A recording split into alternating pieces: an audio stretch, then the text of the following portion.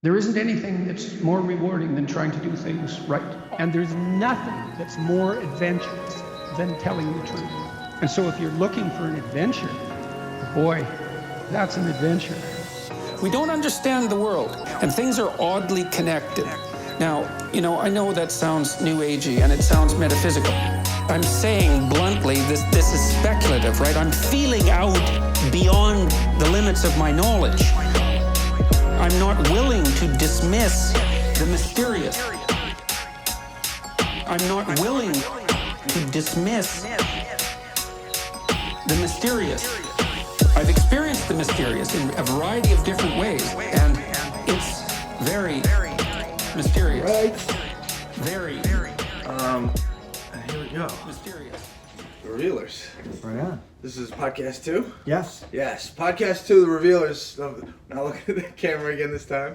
With William Henry, the Revelator, and The Mighty Quinn. the Mighty Quinn. I'm called the Mighty Quinn. I'm not going to slouch because I'm obsessed with giants. And when I told William about my obsession with giants, he said they're not called giants, they're called the Mighty Ones. So That's right. here we are. But today we're talking about disclosure, yeah? Yes. And so this is the day of the disclosure, but we haven't had it yet. Not yet. We're expecting it any moment now. We always thought there could be a delay, and so people thought maybe June 24th, 8 a.m., bam, but not going to happen. Do you think it'll even happen today? We'll see. I mean, maybe late today. I think it's going to be disappointing. Yeah. I mean, there's been so much buildup about it, and people are starting to plug into it, but they've already come out and said, oh, we're not going to be saying it's aliens for sure.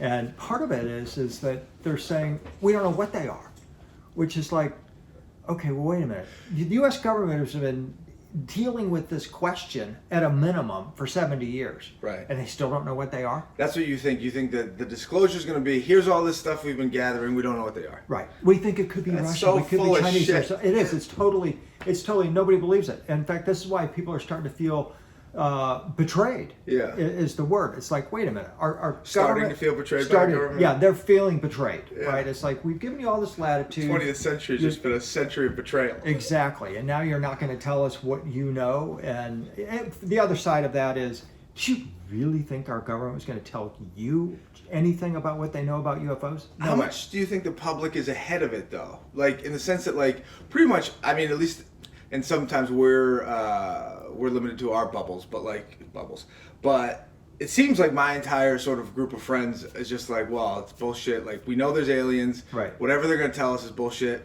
Yeah. And the other thing, when the Pentagon released, like, well, this is the Tic-Tac, we don't know what it is, it didn't even make that much news. No, it wasn't like, whoa! Well, it made a lot of news, though. I mean, as compared to where we were before that, where all of the newscasts would be like, if they mentioned UFOs, it's like, ha ha ha, idiot, you believe in UFOs. But now, at least they're taking it seriously and doing serious pieces about it, and saying, well, wait a minute, something's going on here, and they're digging in. So that'll make a difference. However, we do know that what percentage of the media is controlled by the CIA? I mean, all of it. All of it, right. So the message is, we're only going to hear what they want us to hear. Not this, though. Not this, though, right?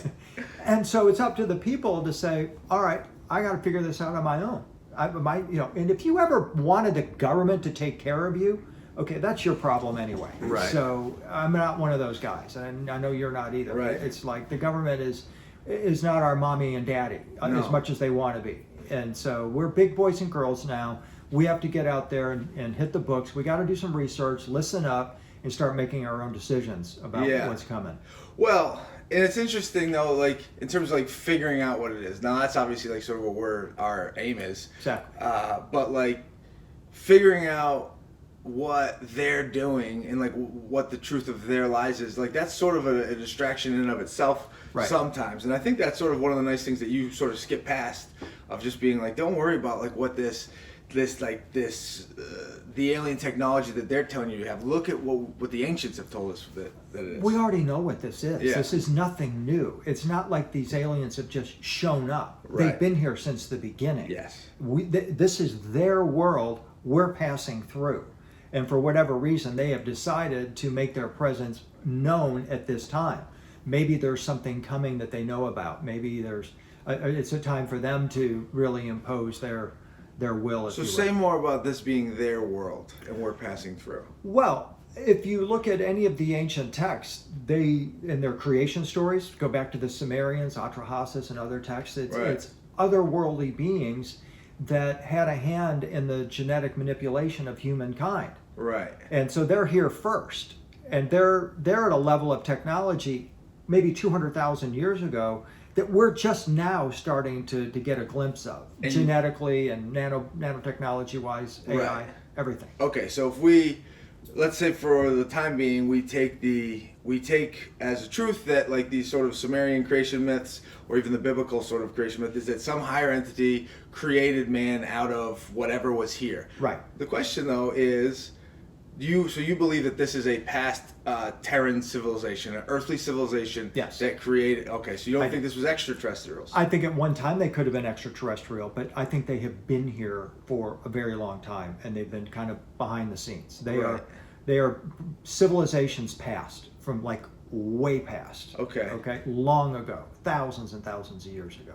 And they're still here and they're still operating. They're still here and they're still operating. And this is what we sort of encounter in the biblical stories. Yes. And then, so what do you think it is about the 20th century that sort of brings it back in this whole sort of like now aliens are, they're it seems like there's contact in a new way, and now people talk about it maybe being paranormal, or what is it about that, obviously in the 40s there was, do you think it's the nuclear weapons, or do you think we got the nuclear weapons from them? Well, what makes them intervene again? Well, part of it for me is that everything that's happening in our modern world is a response to the recovery of the last cataclysm 10,000 years ago. Right. I mean, we're just now waking up to the realization of what actually happened on this planet 10,000 years ago. Probably a double cataclysm, asteroids and solar flares just completely wiped the surface of this planet clean. Right. That's the biblical flood.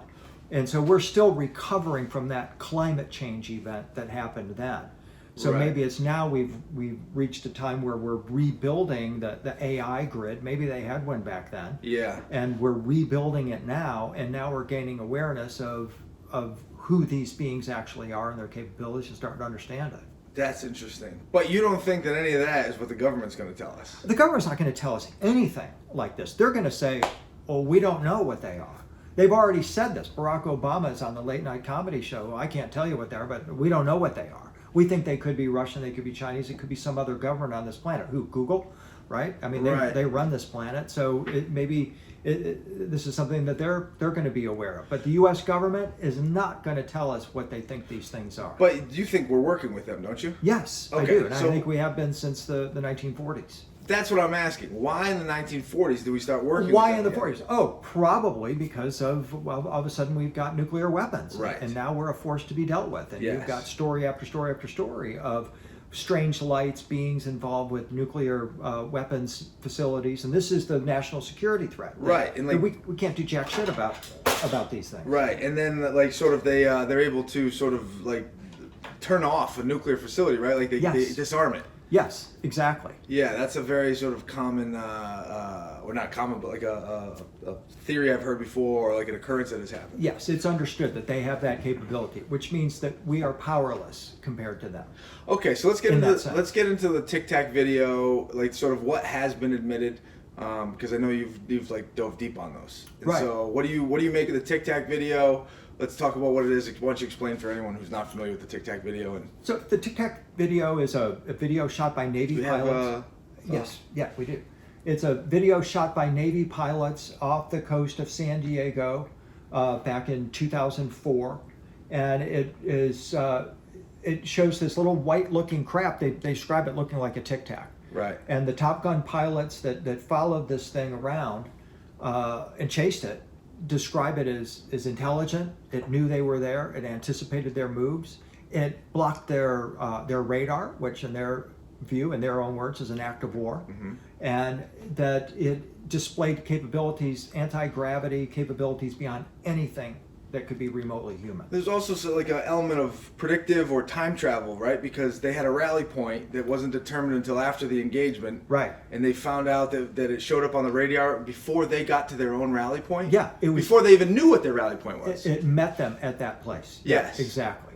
Which is like, okay, how did it do that? Would it have been watching them? Did it predict this? Or Is it reading their minds? How is this happening? And that's got to be a little bit scary to a Navy pilot. I mean, David Fravor is Fravor is the name of one of the pilots, and right. the way he tells the story, it's riveting, because it's like, my gosh, this Top Gun pilot going, yes, this thing was here, and then it goes bloop, and it's not here. Right. And just the way he characterized it, it's like, I think of this technology. We think of, Joe Rogan says Elon Musk is one of those brilliant humans that ever walked the planet. Yeah. Right, and he's a smart guy. But the technology Musk has got, I liken him to a child with a sparkler on a street corner. Yeah. These guys have nuclear weapons, okay? There's no comparison whatsoever. Right. And people like Elon Musk, this is why he denies there's aliens, by the way, because he knows that what he's got is nothing. Huh. Well, it's interesting. Like Elon Musk is a whole other guy, because he's a simulation theory guy. Right. And so for everyone talking about he wants, well, why does he want to go to Mars if he's a simulation? Well, he wants to see the programmers have to render out another planet. Yeah. But what's interesting about the Tic-Tac is, like, when you said the pilot describing it. I think Joe Rogan is a good example of when he described it. But, like, first of all, he's exhilarated. Like, yes. He's not afraid of this thing. No. It's exhilaration. No. And so it's not something that he's, like, not used to seeing, something that he can't identify. Right. It's really just a matter that he's, like, that it's so proximate and engaging, and that he got it in, like, I mean, I think you can hear him on the tape. He goes, woohoo, when he gets on the Yeah, radar. I had a similar experience. Oh, did you? Yeah, I was up in southern Washington at a ranch up there, well-known ranch where people have UFO sightings. Yeah. And I was giving a talk about Seraphim angels, and I happen to think that these Tic-Tac craft are Merkaba craft flown by Seraphim type angels. Oh boy, flown let's by go. is probably not the right terminology, but yeah, I make that Operated. equation. Yes. And so I'm giving a talk, talking about the Seraphim and how they're bright orange beings. They're called the burning ones. They burn with the love of the Creator, and they manifest in these orange orbs, reddish orange orbs. Interesting. And my host, after my talk, comes up and goes, yeah, at 9 o'clock tonight, we're going to have a ceremony. I'm going to call in a Seraphim. And I just burst out laughing. It's like, what the fuck? What do you mean you're going to call in a Seraphim? And so sure enough, 9 o'clock, he does this ceremony. Pretty cool. There's about 35 of us that walk out sort of together. The Bilderbergs? What is this? There's a few hundred people at this UFO meeting. It's a UFO conference. Okay. And we walk outside and we look up, and here's this reddish orange orb floating in on top of us. It's silent, and I go through this whole thing. It's like, it can't be a helicopter. It's not a plane. What is it? And everybody kind of simultaneously is like, woohoo, woohoo! I mean, you go to a full of a UFO conference, they're all ready to see it, ready to meet God. Exactly. My point is that our response to this thing that we saw is exactly the same as these pilots. Yes. It's like, wow, okay, this is the real deal. That's it. Yeah, that is interesting.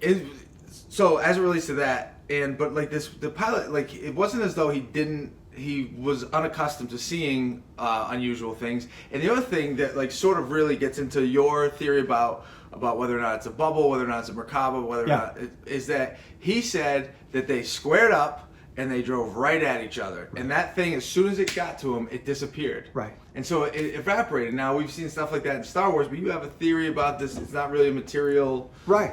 I think do you have some slides on it? Pardon me? Do you have some slides on it? I do. Yeah. There's a number of engineers who have looked at this thing, and of course people compare this to Ezekiel's wheels, and everybody now says, oh, of course there's ancient UFOs. That's what Ezekiel saw. Look at these wheels. The with wheels eyes. within wheels. Right, exactly. Yeah. The many eyes that are within it. And the guy on the throne is the key. When Ezekiel's describing this craft, he also describes a humanoid-type figure on a throne with a rainbow aura around him. Yes. You have to factor that in, and nobody does. They pay attention to the craft, Ezekiel's craft, and say, oh, it's nuts and bolts, it's some kind of a spaceship, but then they completely ignore the rest of Ezekiel's description. So what do we figure this rainbow aura is? It just like the refraction of light? It's just like... No, I think it's a being that is one of the fallen angels.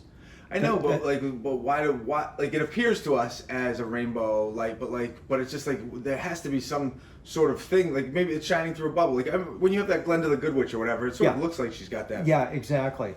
So let me just get to this image here that I want to show. This is what the Seraphim look like with their luminous bodies and many colored garment and feathered cloaks, many eyes. This is how they describe these so-called fallen angels. And fallen just means that they're no longer in their celestial light bodies. They're now in an earthly flesh and blood body. They're in a material body that we can see. Well, you know what's interesting is we hear about these fallen angels, and we think, oh, they're fallen, they can't get back up. Which just means maybe they're down here now, Exactly. and they can get back up. Which is interesting when you look at this. So now we're going through Seraphim angels, which is what we're describing Seraphim angels to get to why William thinks that this is the Tic-Tac bubble craft. Right. But what's interesting about these Seraphim angels is their wing structure, and you've told me you read The Coming Race, right? Yeah. Where it's those underground beings Right. that have the same. I remember they have the same wing structure, Right. which is the same wing structure as the Anunnaki, right? And the Yes. Apaloo, right? Exactly. And so there's a theme here. There is. Of these multi-winged beings Right. being able to fly, being around the ocean, right? Because Right. the Tic-Tac was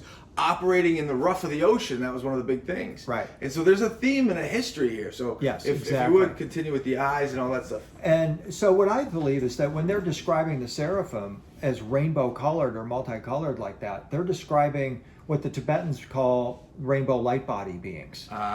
These are beings that can phase between a physical state of being and a non-material or non-physical state of being. Right. They can fluidly phase back and forth. And I believe that that's what we're seeing with the Tic-Tac. When you read the engineer's analysis of the Tic-Tac, beginning with Dr. Travis Taylor, one of my cohorts on ancient aliens, Oh, really? and a real noted NASA engineer type, Yeah. knows what he's talking about. He looked at the Tic-Tac video and said that's an exotic technology that's portrayed there. Right. That this is some kind of what they call magic bubble technology. That this craft They call it that? They call it that. That's the term the engineers are using. It's just easy to understand. They're in like a magic bubble, right? That can blip in and out of That our we're reality. making, or that's just what they call to define something we don't know what it is? That's what they define it because they don't know what to call it Okay, other okay. than it's a magic bubble technology. These Interesting. things can blip in and blip out. Yeah. And phase in and out of our reality. And Okay. and the engineers again who have described this say that these are probably non-physical beings. You couldn't crash into a Tic-Tac. Right, which is why it disappeared. Which is why it disappears. And they describe exactly the same thing about these rainbow light body beings. So if you've got a guy in Ezekiel's vision, let's say he's in one of these Tic-Tac type craft, and Yeah. they're describing a rainbow-like being sitting on a throne. Well, that's exactly what the Tibetans and the Christians are describing with the rainbow light body and the angels. And so, what are these guys up to? What are they doing? Like in history and now, like it's just it's just zooming around on the ocean. Like, what is the point of these angels? What's he doing? Well, they live there. I mean, they You live. think they're in the ocean? I think they're in the ocean. I think they're underneath the earth. All these So stories. you do think that they are terrestrial? I do. I think that, well, maybe they originated someplace else, but I think that they are representatives of civilizations that have come and gone. You know, we have a whole history of past civilizations on this planet, and part of the common denominator, like during the last cataclysm, humans went and lived underground Right. for thousands of Right. years. And they suddenly just came out? Or is it possible some are still there? Well, yeah. Once And- you figure out how to sort of make it work down there, I'm sure they have people down there that are like, yo, the outside isn't real. Exactly. And exactly. so- why do you want to go up there with all those beasts up there? Right. Right. They're inferior to us, and perhaps. So so these aren't theories. They could work together, but like you're talking about two separate things.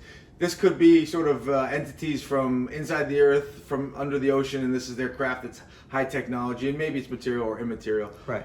But as far as like these things blipping in and out of existence or reality, if we're talking about real people that exist in the ocean or in the world, that's separate from, or maybe they have that technology. I think they have that technology. That's what you think it is? Yes, I do.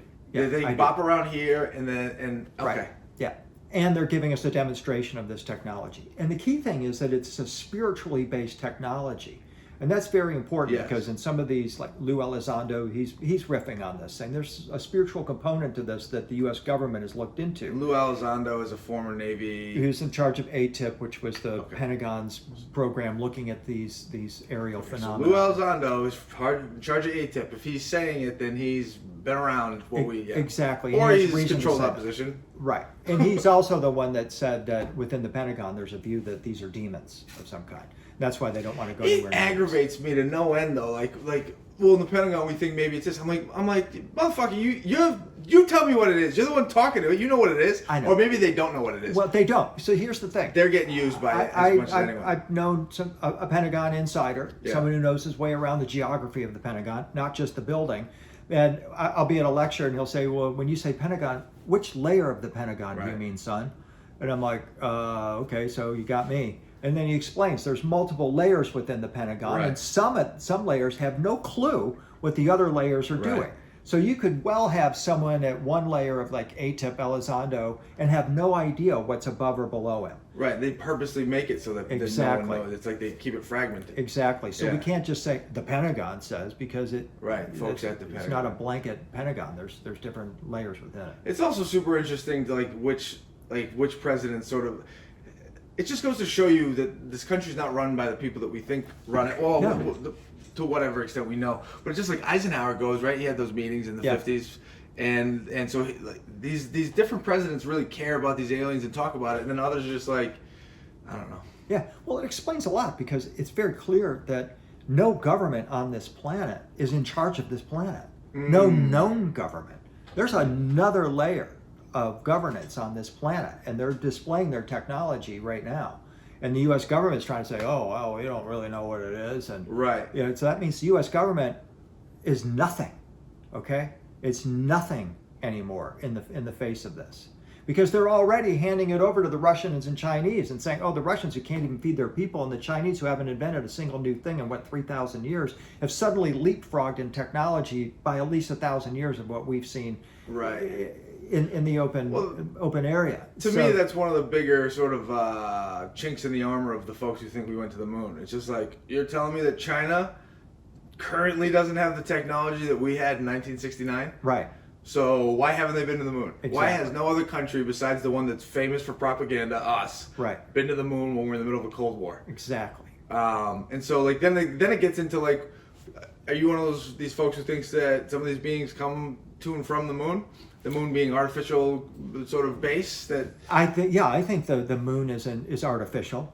Let's go. I mean, it's hollow. We know that. We know that. NASA accidentally crashed into the moon. It rang So like they a say, gong. but so yes. they went back and deliberately crashed into it to get it ringing. And Yes, that's the what official record is that the it official gongs. record says that it gongs. And right. the craters on it only go to a certain depth, right? Right.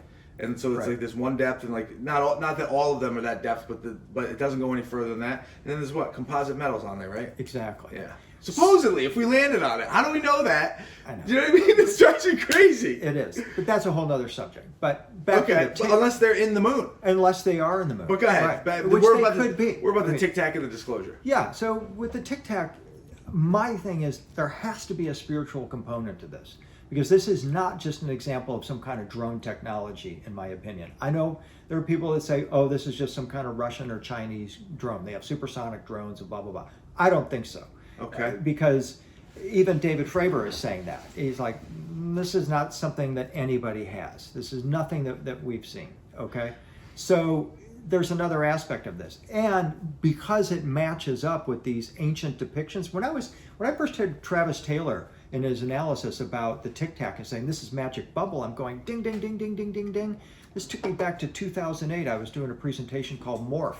And I was looking at these early depictions of the ascension of Christ. He's sitting on a throne in a bubble, in a magic bubble that I'm aligning with a wormhole technology. And that's exactly what they're saying the Tic-Tac is. Their engineers saying this is wormhole technology. These things are blipping in and out of our reality because they're utilizing wormholes. And so you think it's spiritual? I think there's a spiritual component to this. Yes, I think it's a consciousness, a spiritual consciousness that's involved here. It's not like a physical technology. Right. It's not like something that Apple is going to suddenly whip out in the next 10 years or something like that. And to what extent do you think that there's a gap? So first of all, we're talking about so this is the same technology that's biblical, so it's like 2,000-year-old technology, or More maybe it's than been that. slightly improved, or maybe it's so far advanced that even improvements we wouldn't be able to notice. Right. There's that.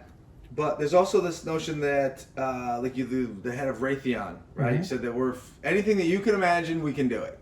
We're 50 years ahead of whatever Right. the craziest thing you've seen. Right. And to some extent, you got to wonder, what do we have? That's why I always say, when they talk about the UFOs in the air with the lights, Yeah. I'm just like, what tactical advantage does a UFO have with a light on it? We put lights on a plane so that we can see them. If they're up, but like the UFO doesn't need a light in the sky. Need any light. So if you see a light on a UFO, that's ours. Yeah, 100%. That's ours. Unequivocally. Right. Yeah. And the other reason I don't think these are ours is because of the G-forces involved. I mean, if you're talking about a Tic-Tac that's able to go 60 miles in less than a minute, there's no humanly possible way that a human could endure those G-forces. Right, without some sort of conduit that we're not aware of. And this plays into my theory because, as Paul says in the Bible, flesh and blood can't inherit the kingdom of heaven.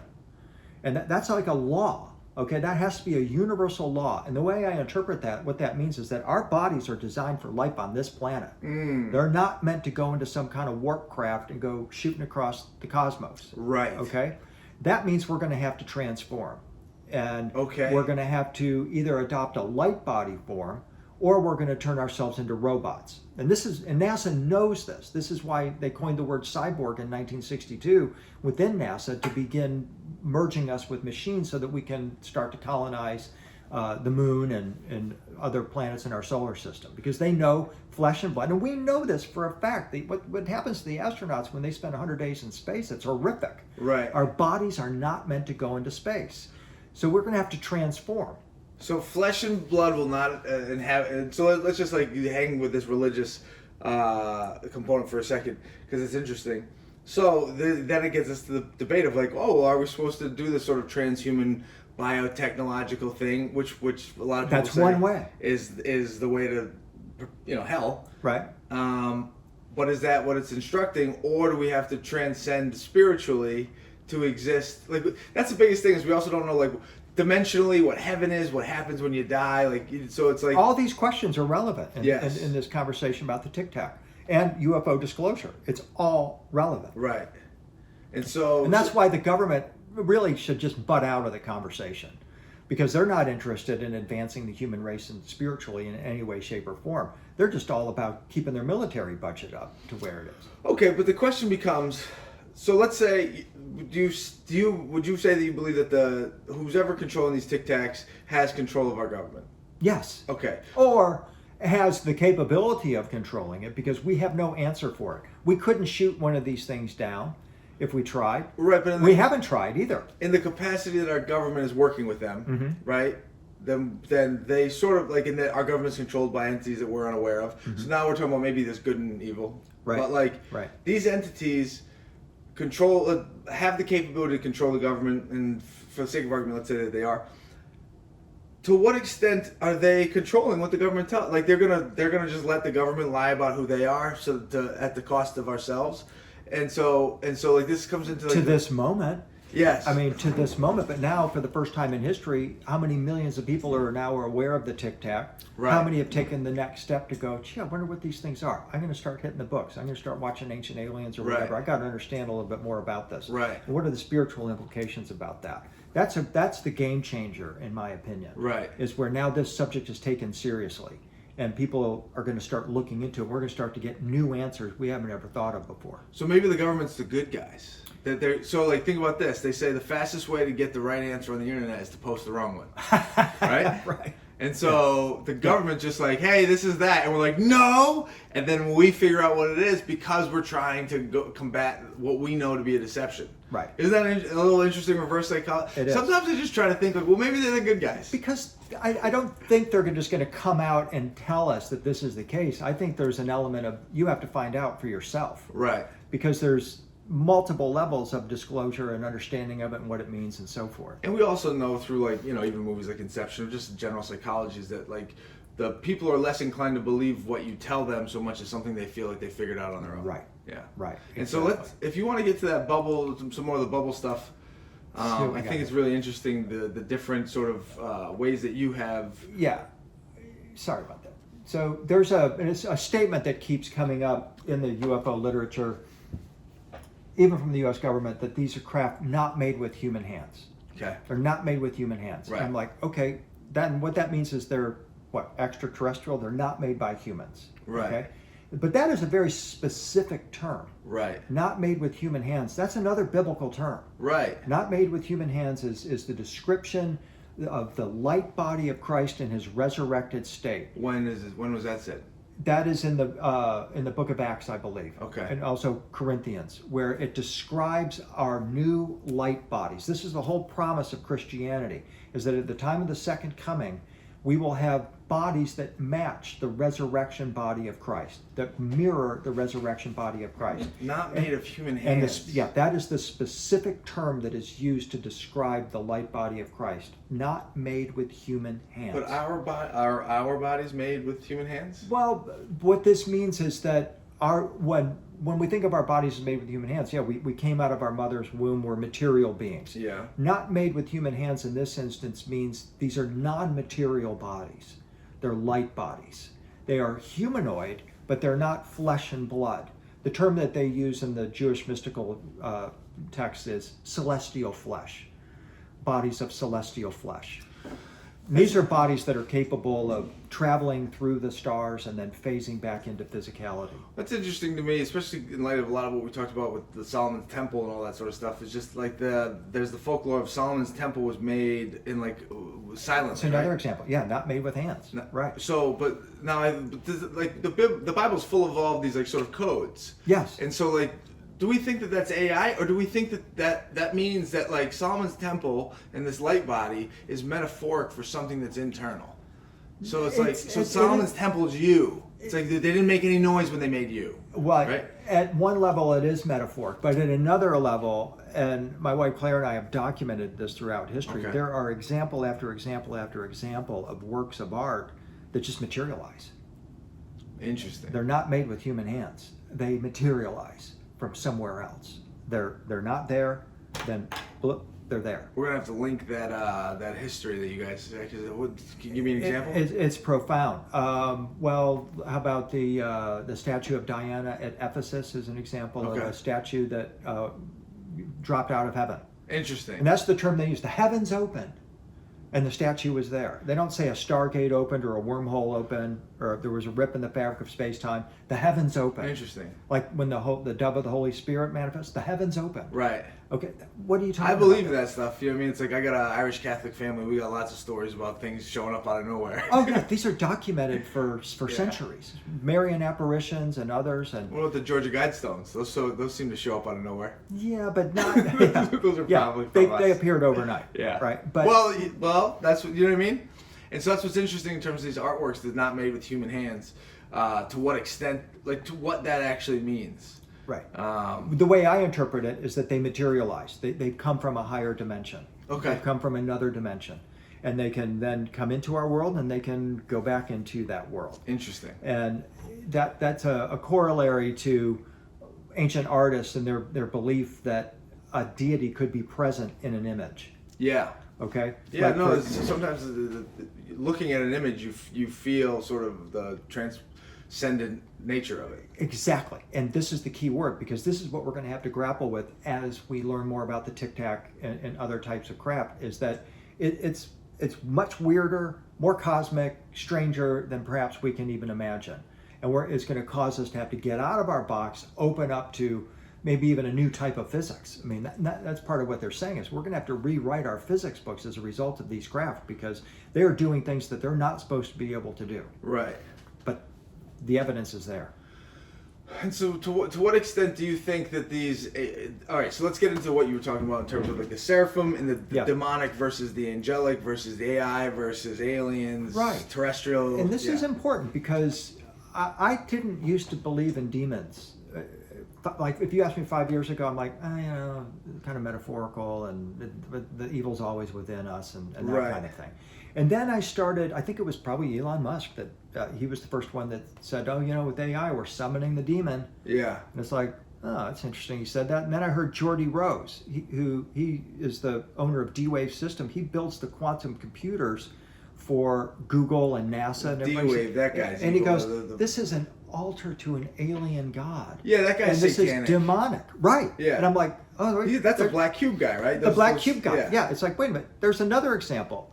Maybe these guys are telling us straight up what this shit really is. Well, what is it? The universal rule, the universal law, where the entities have to tell you what they're doing. Right. Yeah. Yeah, exactly. So I started really paying attention to that. And then when we get to the Tic-Tac video, Lou Elizondo, Nick Pope, who used to work at the Ministry of Defense in UK, said, yeah, we both heard the same thing. Some of those top brass, top guns in the military won't go near this because they think it's demonic. Well, okay. Should we stay away from it? No, I don't think so. Because I think what we have to understand is, what do you mean demonic? Like Satan, and how do you think of Satan? Are you still thinking of Satan as that guy with horns and cloven feet and all that? Because if you are, that's a cartoon version. You got to get away from that. Right. We have to understand the nature of these demons. Start thinking of them in terms of the Jinn from the Zoroastrian tradition. The Jinn, aka the genies. The genies. This is a whole other race of beings that have been around for a long time, and they have been demonized. So now you have the Jinn, right? So you have the Jinn, that's Zoroastrian, but it's also, it's not Jewish too. It's Jewish, but is it any, like India? Is it Hindu? Is it in that? They have another term for it. I can't Okay, so they have another term for it. I gotta look that up because I always confuse it. So the Jinn, right? Because it's Persian, right? Like Latin, genie. You have the Nephilim and the Watchers, right? Mm-hmm. Then you have the Greek gods and the Titans. Right. It's like, now we have angels and demons. Right.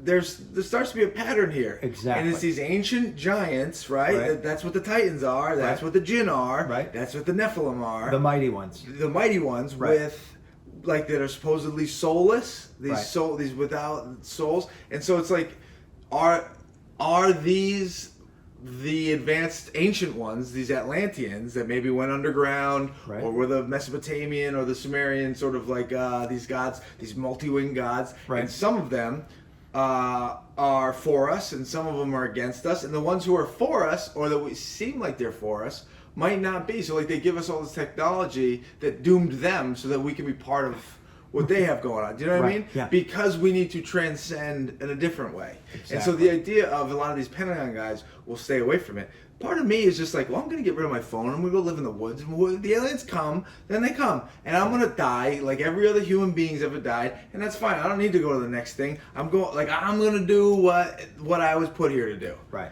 If we transcend, that'll be my next life. Let my reincarnated body get the shot and the chip, and then I don't have a choice in it.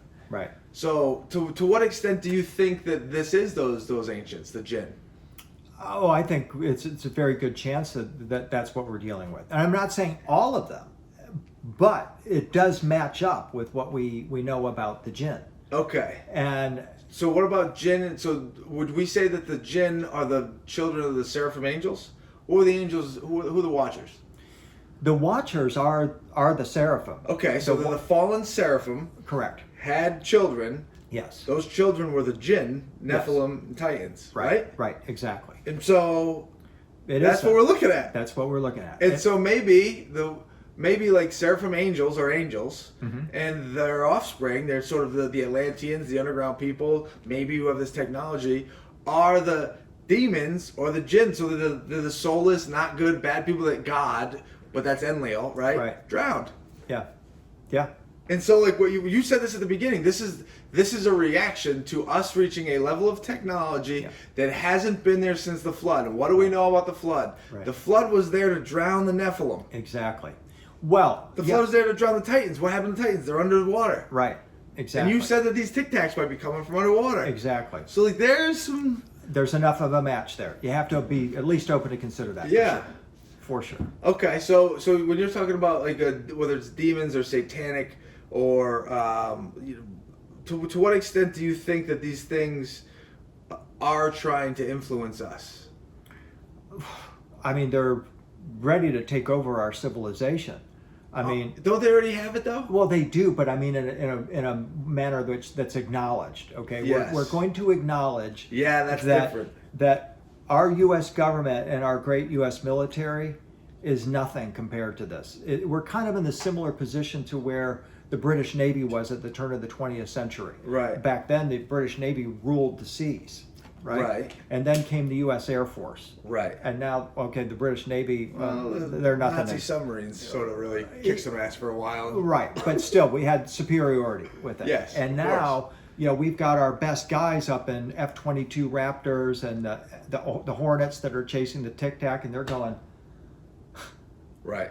we have no answer for this Right. whatsoever. On the books. On the books. So it's either a rogue government on this planet or like a human government, which seems very unlikely, and it doesn't really add up logically. Right. When you look at the possibility that it's Russia or China again, that's pretty well been dismissed. That means that there's another layer of technology on this planet, and there's therefore another government that goes with that. Okay, so I want to dive into that because you talked about this in your article. By the way, this sort of revolves around your article about the alien disclosure, and so you want to check that out on William Henry's website.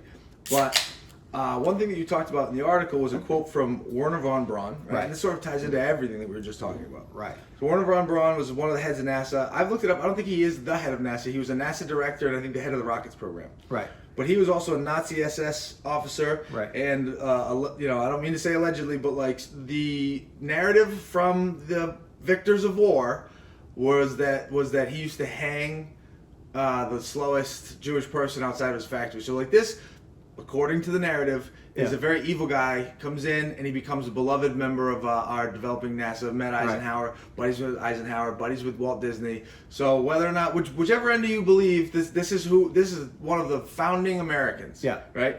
So how he got here was through Operation Paperclip. Right. Operation Paperclip is post-World War II. Then there's a big sort of sprawl for the Nazi high-end command, the technology, the intelligence, and the sort of scientists of As the my Nazis. friend Jim Mars said, and he wrote the book on the JFK conspiracy theory. Oh, did he? Major insight into Nazi and Paperclip and everything. He said, we beat the Germans, the Nazis came here.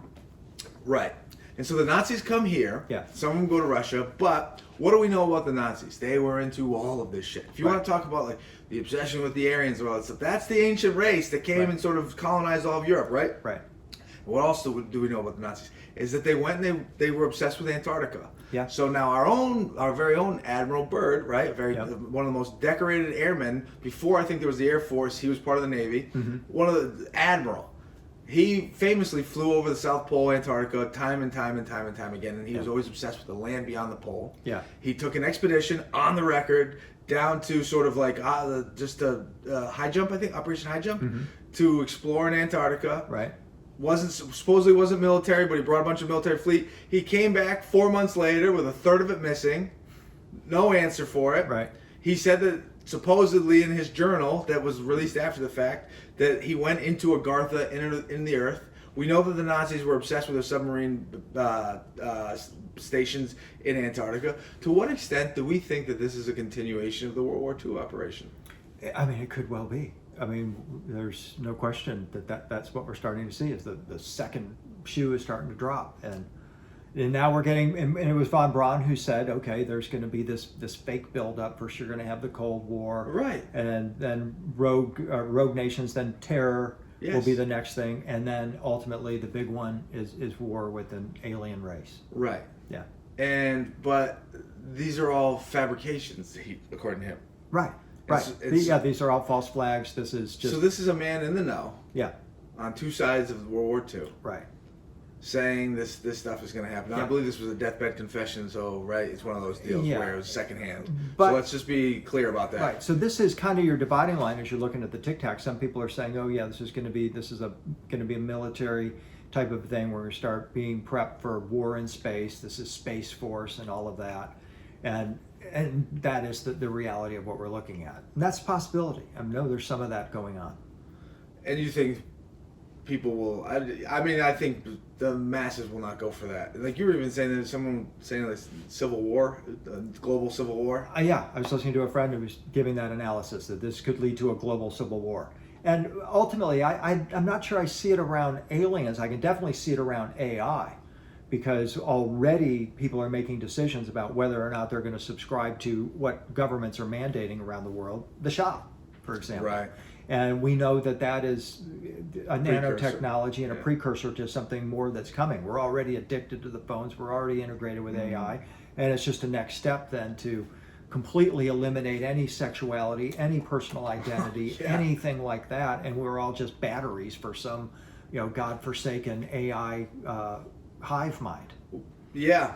Yeah, and when you say batteries, I mean, it's very reminiscent of the Matrix, and It is. and this like sort of the homogenization, let's say, of what makes us sort of potent as sort of masculine and feminine beings, and sort of a yin and yang. But the last thing we want to do is leave people hopeless, because it's not a hopeless situation. I mean, Right. there should be something dramatically profound of the light that's coming, and this is why the military's like, oh, we better get out, we better trot these guys out now and get everybody distracted and get them thinking it's dark and evil and all that, so we can go attack them. Well, isn't that's sort of what I meant before in terms of like not paying attention to it, just separating yourself from like, I'm not playing the game of like, what is this, who are they, like we're gonna go to war. Like there has to be a means of the spiritual separation, Right. the love of God, the love of neighbor, the sort of like the detachment from, like we were talking before, like, oh, can we go to trips to different countries? Can we go on these sort of trips that you do? Or can we live our lives without taking the shot? And that's what they want us to do. They want us to go, well, we gotta live. And it's like, but do we have to go to these countries? Do we have to participate in this consumer society that we've been led to believe is normalized? Right. And so to what extent do we have the autonomy to make a meaningful, fulfilling life outside of the, well, I want to go to the Dodgers game. Right. So like, to what extent is that our answer to this? Like, so when you go, we don't want to make people feel like there's no hope.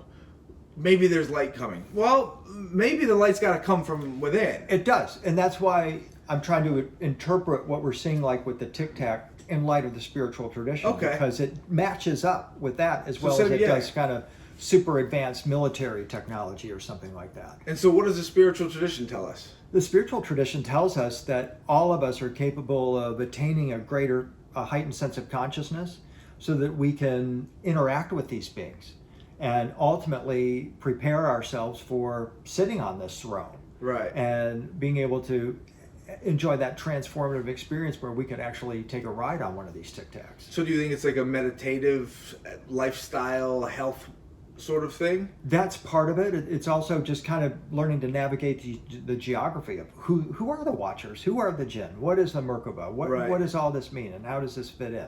Because these are terms that are probably not part of the average person's vernacular. Yes. They're not thinking about this, but they're gonna have to kind of get with it. They're gonna have to open it up, put their halo on, and start thinking like these beings. And you know where they can learn about it? Right here. Right here. That's right. That's what we're doing. This is what we're doing. That is what we're doing. To say, okay, we're going to look at this from this spiritual perspective and help you to understand what's going on here from this ancient all these ancient traditions that have already talked about these exact types of craft. 100%. Okay, guys. Well, I think that's a pretty good place to leave it for this in terms of disclosure. When it comes out, maybe we'll do another one and sort of go over what happened. Definitely. But definitely go to William's website, WilliamHenry.net. He's got articles that you wouldn't believe on all of this stuff and points of reference. We're going to be using that in here as a sort of a baseline for the content that we're going to discuss and that William's going to be doing with his series called The Revelator. Yep. Look for that coming up. Yep. The Revelator. And this podcast is called The Revealers. Support us, find us. I think we're still figuring out what the Patreon or the sort of premium content website's going to be, but I think that's what's behind the veil, perhaps, or the scoop is, or something. The scoop is, or maybe way past Earth. Way past Earth. All right. Well, maybe we'll put it to a vote. But anyway, that's the podcast, and we'll see you next time. Thank you, Mighty Quinn. Or can we know what we do? The problem is when you start to speculate, it's a projection of your imagination. Now, that's not necessarily a bad thing because knowledge advances through projection of imagination. But the problem is you can see yourself reflected back at you, and then it's self-fulfilling. And so you can see what you want. The mysterious. The mysterious. I'm not willing to dismiss the mysterious.